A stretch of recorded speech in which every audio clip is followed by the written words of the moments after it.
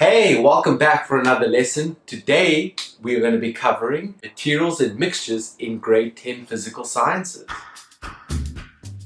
What is matter? Matter is all around us. The air that we breathe, pens that we use, it's the ground that we stand on, it's the tables that we write on. The objects around us are all made of materials. And these different types of materials that form part of different objects make and give these objects different physical properties.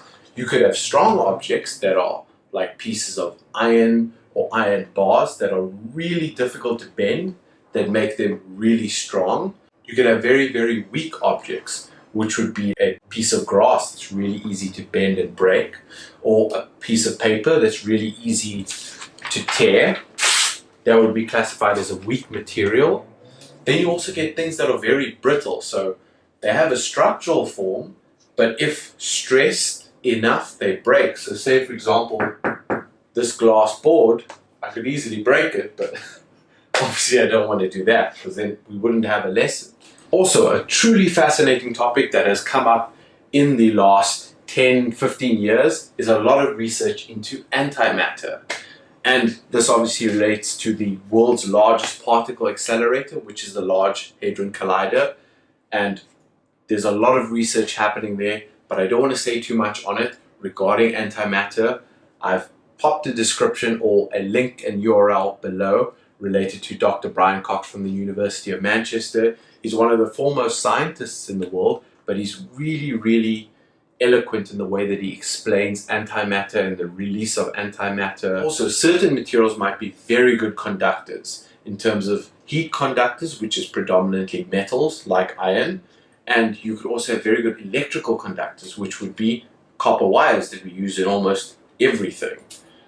Also, certain materials have very high or low melting points and boiling points, and these melting points and boiling points describe the temperatures at which certain materials melt or begin to boil. And these usually relate to the intermolecular forces surrounding these materials, but we're not going to delve into that too much. Just be mindful of certain melting points and boiling points of certain materials will affect their applications in our everyday life. Now looking at a bigger picture on matter, these can be simply decomposed into pure substances, which are our elements, which form our periodic table, and compounds, which is the reaction of these elements. And you can obviously break down your elements into your metals and your non-metals, which are really good for conducting heat, insulation, or electrical things. And then also dealing with pure substances that are metals and non-metals, certain metals can be magnetic and non-magnetic. But that's not the most important thing to note now. Just remember that all matter composes all of our lives and everything that we're made of. Pure substances are your elements on the periodic table. Compounds are those of the natural reactions between elements on the periodic table. And mixtures, homogeneous and heterogeneous mixtures. Let's focus on these now. The formal definition of a mixture is a combination of two or more substances that are not bonded and no chemical reaction occurs.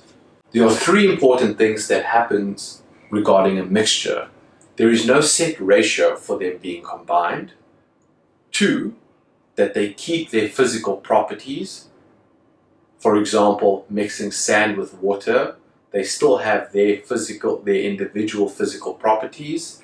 And three, they can be mechanically separated. For example, like running sand and water through a filter, you can filter out the sand from the water.